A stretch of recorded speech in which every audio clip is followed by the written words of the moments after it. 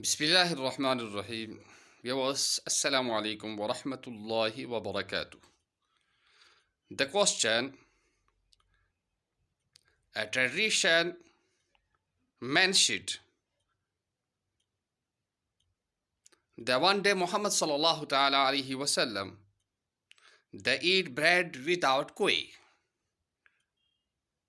Shitrawai a bee came and said, I have honey.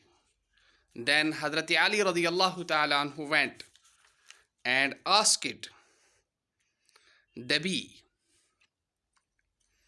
how sweet is your honey? He said, I recite durud that why my honey is sweet.